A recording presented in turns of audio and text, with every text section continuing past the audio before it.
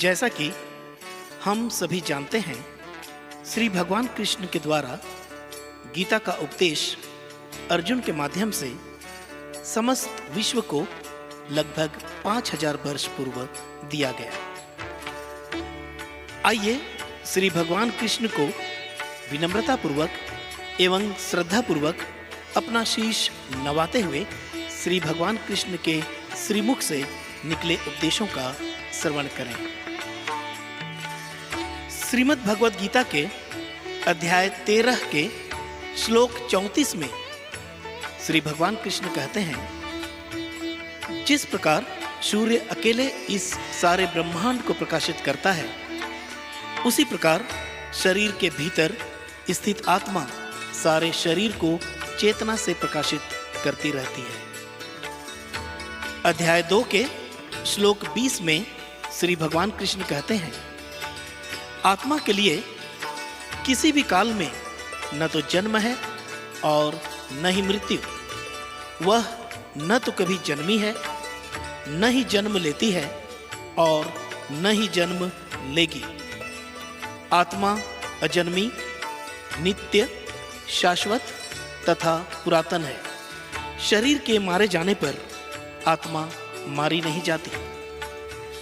अध्याय 2 के श्लोक 23 में श्री भगवान कृष्ण कहते हैं, आत्मा को न तो कभी किसी शस्त्र से खंड खंड किया जा सकता है, न अग्नि द्वारा इसे जलाया जा सकता है, न इसे जल द्वारा भिगोया जा सकता है और न ही वायु द्वारा इसे सुखाया जा सकता है।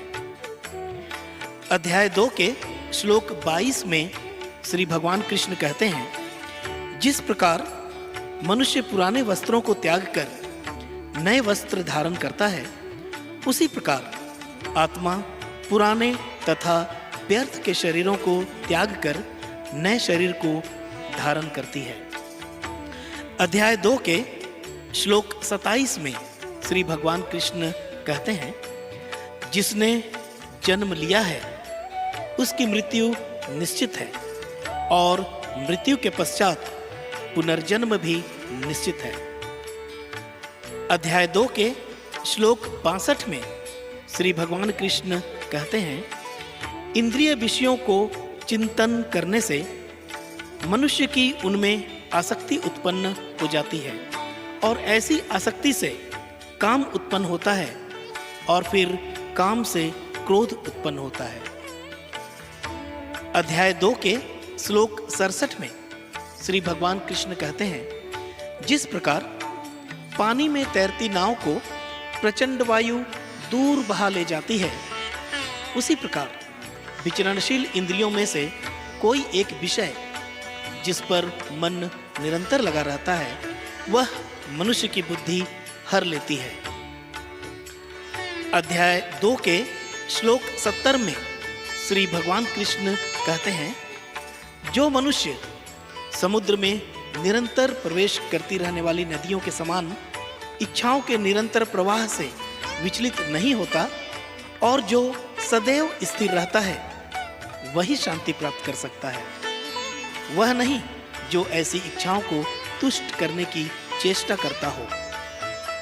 अध्याय 2 के श्लोक 58 में श्री भगवान कृष्ण कहते हैं, जिस प्रकार कछुआ अपने अंगों को संकुचित करके अपने खोल के भीतर कर लेता है, उसी तरह जो मनुष्य अपनी इंद्रियों को इंद्रिय विषयों से खींच लेता है, वह पूर्ण चेतना में दृढ़ता पूर्वक स्थिर रहता है। अध्याय 3 के श्लोक 6 में श्री भगवान कृष्ण कहते हैं, जो मनुष्य अपनी कर्मेंद्रियों को वश में तो करता है, किंतु जिसका मन इंद्रिय विषयों का चिंतन करता रहता है, वह निश्चित रूप से स्वयं को धोखा देता है और मिथ्याचारी कहलाता है। हमने अभी श्री भगवान कृष्ण के द्वारा दिए गए उपदेशों का श्रवण किया। श्री भगवान कृष्ण के द्वारा दिए गए अगले उपदेशों के लिए पार्ट 2 देखें। धन्यवाद। जय श्री कृष्ण। जय श्री कृष्ण।